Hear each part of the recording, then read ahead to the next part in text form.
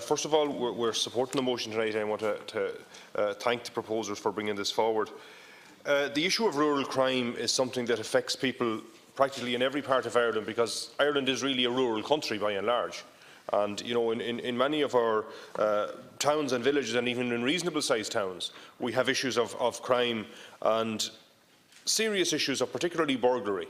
And that's something that affects many people living in rural areas in a very negative way, and the fear of it, because when a house is burgled in one part of a parish, it creates a huge fear, particularly among older people everywhere around that parish. And I've experienced myself in my own parish, as I'm sure nearly everyone who lives in rural Ireland has. And the concept of what this bill is suggesting is that we need to have a task force on crime to bring all the elements together to look at this. And I think that's a very good idea.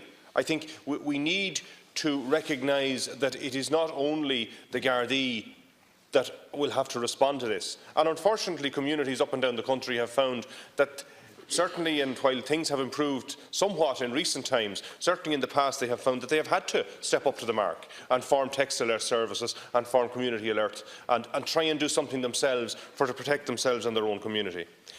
The bail laws is something that really has one of the main impacts on it, because as Deputy O'Leary said, in many cases, the people we find that engage in some of these crimes are already on bail, and sometimes on bail several times when they commit crime.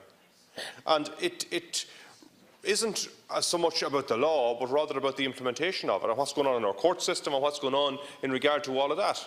And really, I think there needs to be a grip got on this, because particularly with the kind of crime that most people are most fearful of living in rural areas, where you're talking about somebody coming in and breaking into an old person in a house and robbing them, or stealing machinery or whatever like that, that kind of crime is something that, in many, many cases, when the culprits are caught, we find that they are the repeat offenders, repeat. And oftentimes we find that they have been on bail several times while they carried out other crimes.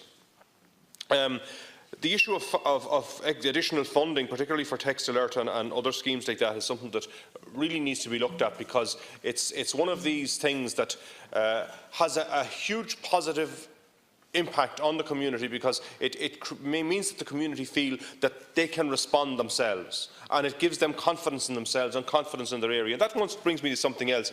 In most parts of rural Ireland, thankfully, crime rates have been very low and have been very safe places to live. And I think we want to send that message that, it is a safe place to live, and it is a safe place for people to come and settle and live in general.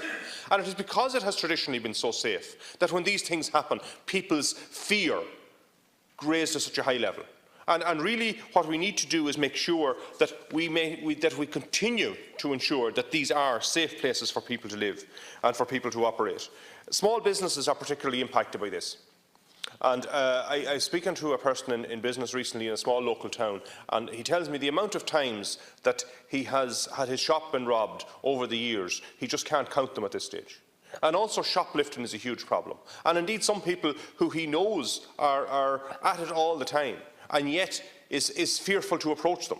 There's an element of intimidation in some of these gangs that are going around carrying out this kind of operations. And in many cases, for whatever reason, the local community feel, particularly business people feel, that the Gardaí are not acting strong enough, are not being forceful enough and doing enough to prevent this kind of crime happening.